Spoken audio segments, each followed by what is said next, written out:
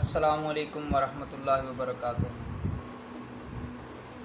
یہ کہانی تیری زندگی کی یا میری زندگی کی یا کسی کی بھی زندگی کی ہو سکتی ہے۔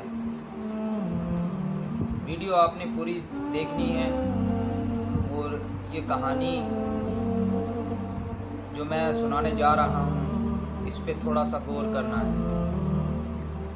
کہانی کچھ یوں ہے، ایک دوست ہمیں یہ کہانی یہ قصہ یہ سنا رہے تھے تو افریقہ کے ساحل کے قریب ایک شہر واقع ہے۔ ادھر مسلمانوں نے ایک مسجد تعمیر کروائی۔ جس محلے میں وہ مسجد تعمیر کروائی گئی تھی ادھر ایک حافظ قرآن رہتے تھے۔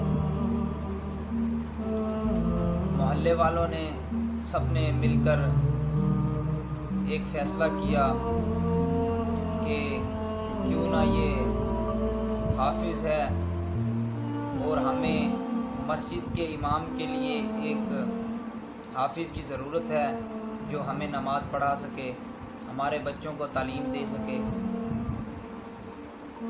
تو یہ طے پایا گیا کہ اس حافظ قرآن کو اس مسجد کا امام ہم رکھ لیتے ہیں، اور اس حافظ قرآن سے انہوں نے بات چیت کی کہ ہم نے مسجد بنوائی ہے تو آپ کو ہم ادھر امام مسجد رکھنا چاہتے ہیں۔ لڑکے نے جب یہ سنا اس نے فوراً حامی بھر لی کہ بھائی ٹھیک ہے، میں آپ کا امام مسجد بننے کے لیے تیار ہوں۔ تو سلسلہ کچھ یوں ہوا کہ اس لڑکے نے امامت شروع کر دی۔ تو ایک بھائی تھے جو بہت ہی نیک تھے، بہت ہی پرہیزگار تھے،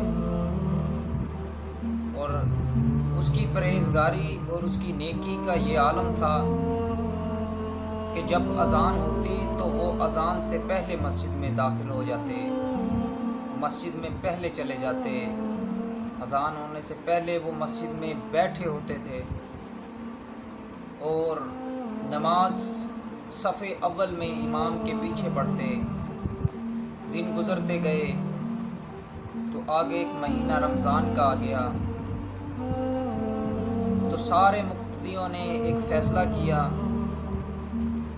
کہ کیوں نہ امام صاحب کی ہم ایک ایک کر کے افطاری کروا دیں، دعوت کر بلائیں امام صاحب کو۔ لوگ امام صاحب کی بہت عزت کرتے تھے کیونکہ ایک وہ تو امام مسجد تھے اور دوسری طرف وہ حافظ قرآن بھی تھے۔ تو ہر ایک مقتدی ڈیلی بیسس پر اس کو دعوت پر بلاتا تھا۔ تو پھر ایک دن اس نیک آدمی کی باری آ گئی، اس نے امام صاحب کو اپنے گھر دعوت پر بلایا، افطاری پر بلایا۔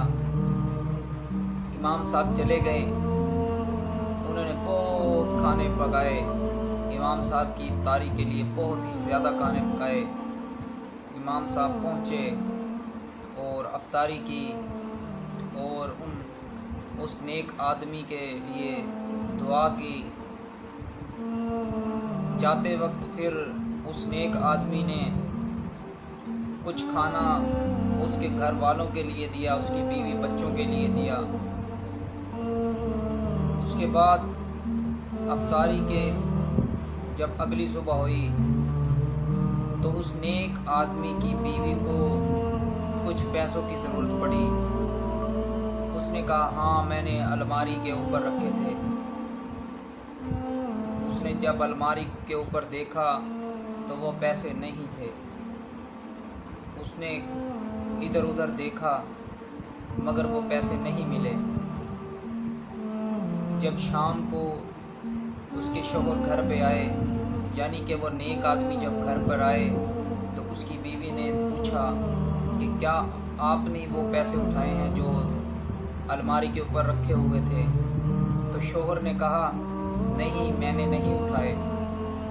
تو بیوی نے اس سے جواب دیا کہ یہ جھولے میں پڑا بچہ ہے، اگر پیسے آپ نے نہیں اٹھائے اور یہ جھولے میں پڑا بچہ بھی نہیں اٹھا سکتا تو پھر تیسرا انسان تو پھر قاری صاحب امام صاحب آئے تھے افطاری پہ جنہیں ہم نے بلایا تھا، تو پھر پیسے وہ اٹھا کے لے گئے ہیں۔ جب شوہر کو یہ پتہ چلا، بیوی کا جواب سن کر شوہر بہت غصے میں آیا۔ غصے میں آنے کا عالم یہ تھا کہ وہ نمازیں بہت لیٹ پڑھنے لگا، صف اول میں سے وہ کہ آخری صف میں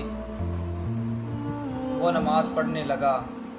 بس اوقات ایسا ہوتا تھا کہ وہ جماعت سے لیٹ ہو جاتا تھا، اور بس اوقات ایسا ہوتا تھا کہ وہ امام صاحب کے سامنے بھی نہیں آتا تھا کہ امام صاحب مجھے سلام کریں، میں اس کا جواب دوں یا میں اس کو سلام کروں۔ تو سلسلہ یوں کچھ چلتا چلا گیا۔ ایسے ہی سلسلہ چلا جب کہ 1 سال ہو گیا۔ 1 سال کے بعد پھر رمضان آ گیا۔ پھر مقتدیوں نے آپس میں بیٹھ کے یہ فیصلہ کیا کہ پچھلے سال کی طرح اس سال بھی ہر ایک کر کے امام صاحب کو افطاری کی دعوت دیں گے۔ وہ نیک آدمی وہ چپ رہا، اس نے کچھ نہیں بولا۔ باری باری ہر ایک کی باری آتی چلی گئی۔ جب اس نیک آدمی کی باری آئی، پھر بھی اس نے کچھ نہیں بولا، دعوت کے لیے حامی بھر دی۔ جب قاری صاحب امام صاحب اس کے گھر پر چلے گئے، وہ کھانے کی میز پر بیٹھے ہی تھے کہ اس نیک آدمی نے امام صاحب سے کہا کہ کافی دن ہو گئے میں نے آپ سے سلام بھی نہیں لیا، صف اول میں نماز بھی نہیں پڑھتا۔ تو فوراً امام صاحب نے پوچھا کہ یہ میں کافی دن سے آپ سے پوچھنا چاہ رہا تھا کہ آپ کی کیا مصروفیات ہے، کیا وجہ ہے، مگر مجھے پتہ نہیں چلا، میں آپ سے پوچھ نہیں پایا۔ تو فوراً اس کی بیوی بولی کیا پچھلے سال جب آپ کو ہم نے دعوت پر بلایا تھا تو اس الماری پر میں نے کچھ پیسے کچھ کرنسی رکھی تھی، کیا وہ آپ نے اٹھائی ہیں؟ امام صاحب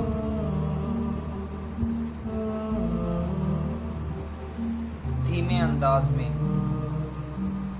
جی ہاں وہ پیسے میں نے اٹھائے تھے۔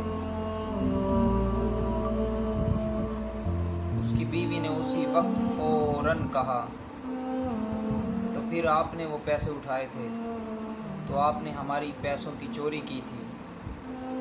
اور اس نیک آدمی اس شخص نے امام صاحب کو کہا امام صاحب اگر آپ کو پیسے کی ضرورت تھی تو ہمیں بتا دینا تھا، چوری کرنے کی کیا ضرورت تھی؟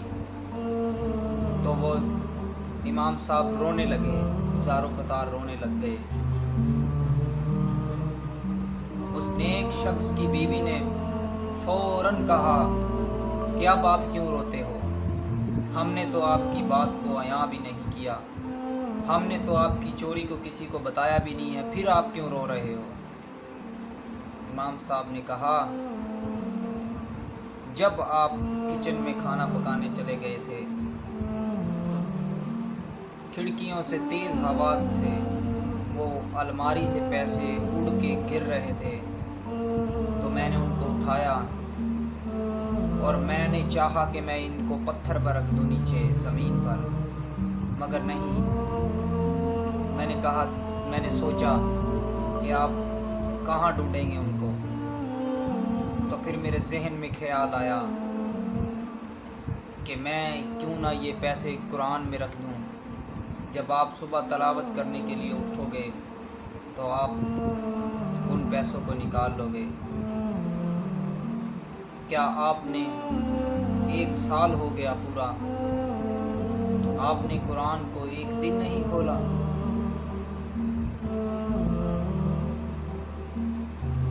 तो मेरा भाइयों, मेरा ये कहानी, ये किस्सा सुनाने का मकसद आप समझ गए होंगे। आप इस बात का अंदाज़ा इस बात से भी लगा सकते हैं कि जब कहीं भी कुरान मजीद की तौहीन होती है तो हम लोग कैसे गलियों में, मोहल्लों में, सड़कों पे आ जाते हैं। हम कहते हैं फ़लाँ ने गुस्ताखी कर दी है, फ़लाँ ने गुस्ताखी कर दी है। आप इस बात का खुद अंदाज़ा लगाएं। वो तो काफिर है, मगर हम मुसलमान होने के बावजूद क्या कर रहे हैं, किस साइड पे जा रहे हैं।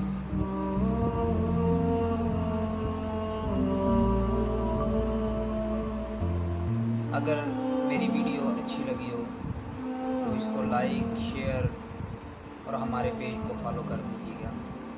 अल्लाह हाफ़िज़।